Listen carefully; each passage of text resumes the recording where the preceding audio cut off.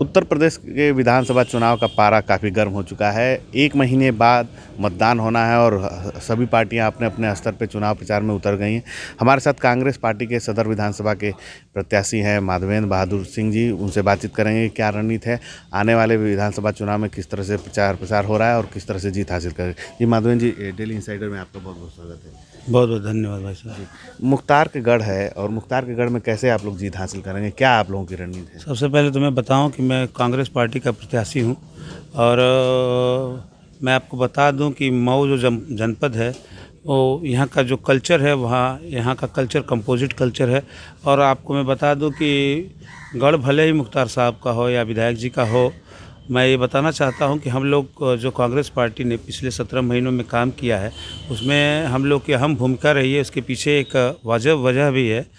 वजह ये है कि हम 45 लोगों को चुनिंदा लोगों को आज से 18 महीने पहले बुलाया गया था उत्तर प्रदेश कांग्रेस कमेटी द्वारा और ये कहा गया था कि यहाँ का प्रभार पहली बार कोई गांधी परिवार से ले रहा है, तो हम लोग की भी ये जिम्मेदारी बन जाती कि हम लोग अपने क्षेत्रों में काम करें और आपको आंख मूंद करके काम करना, टिकट के लिए दौड़ना नहीं है। तो हम लोग ने 17-18 महीना बहुत जम करके काम किया है। लोगों के घर घर चौखट दरवाजे तक पहुँचे हैं, लोगों से मुलाकात किया है, वहाँ के लोगों से बातचीत करके वहाँ की जन समस्याओं को समझा है। और मुझे लगता है कि जितना मैं लोगों तक पहुँच गया हूँ या जितना लोगों तक अपनी पहुँच बना लिया हूँ, उतना अभी किसी दल पार्टी के प्रत्याशी मैं नहीं देख पा रहा हूँ कि कोई और पहुँचा है, या बहुत जगह तो ऐसा है कि कोई अभी तक गया ही नहीं।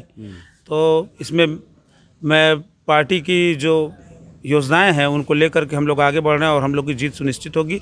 आप सभी लोगों से अपील है कि 7 मार्च को आगामी जो चुनाव होने वाला उसमें आप लोग हाथ के पंजे का बटन दबा करके कांग्रेस को वोट दीजिए। और जब जनपद मऊ में कांग्रेस की हुकूमत रही है या कांग्रेस की सरकार रही है या कांग्रेस का विधायक या सांसद रहा है, तब तक एक विकास की गंगा बही है। और ये आप लोग इतिहास गवाह है। आप लोगों के का साक्ष्य जो है, आप लोग को साक्ष्य देने की आवश्यकता नहीं है। जो बड़े बड़े इमारतें हैं, जो सरकारी इमारतें हैं, वो इसको चिल्ला करके कहते हैं कि कांग्रेस ने यहाँ पर अपने ज़माने में बहुत सारा काम कराया है। कांग्रेस की बात की जाए तो कल्पनाथ राय जी का नाम ना ऐसा हो नहीं सकता। क्या ये माना जाए कि कल्पनाथ राय जी के जाने के बाद चाहे विधानसभा की बात हो या लोकसभा की बात हो, विकास नहीं हो पाता? एक बहुत बड़ा ग्राउंड है राजनीतिक पार्टियों के लिए भुनाने के लिए कि देखिए कोई विकास नहीं हो पा रहा है। आपको भी इसी ग्राउंड पे ही वोट मिल सकते हैं।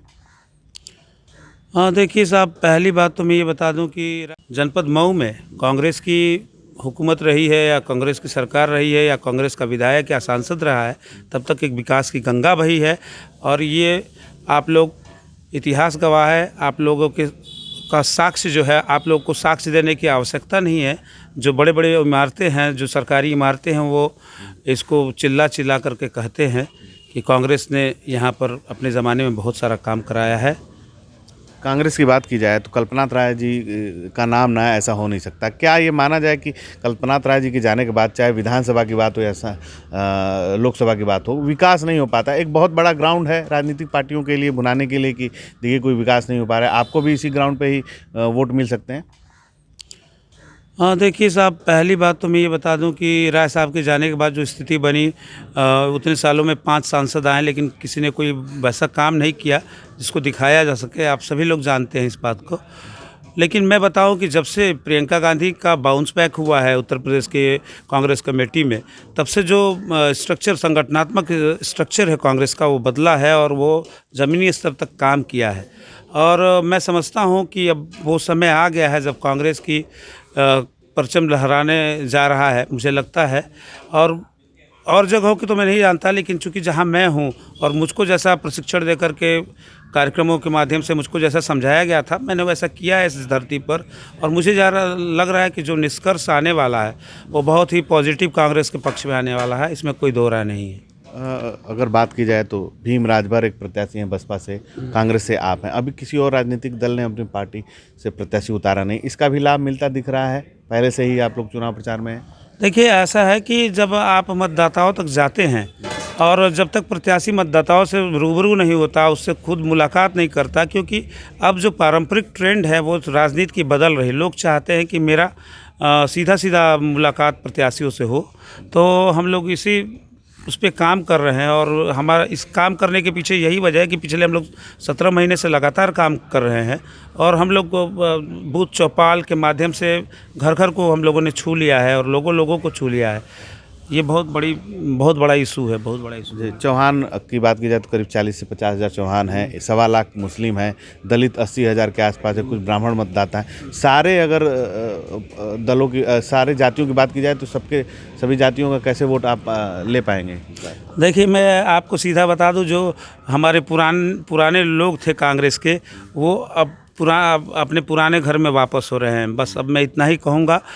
तो ये थे हमारे साथ माधवेंद्र बहादुर सिंह, जो कांग्रेस के सदर विधानसभा से प्रत्याशी है। उन्होंने कहा कि इस बार सभी जातियों से प्रेम और दुलार मिल रहा है और इस बार कांग्रेस का ही विधायक यहाँ से चुना जाएगा। मऊ से हिमांशु शर्मा की रिपोर्ट। यूपी और देश दुनिया की तमाम ताजा तरीन खबरों के लिए आज ही गूगल प्ले स्टोर से इंस्टॉल करें हमारा तेजी से उभरता न्यूज ऐप डेली इंसाइडर।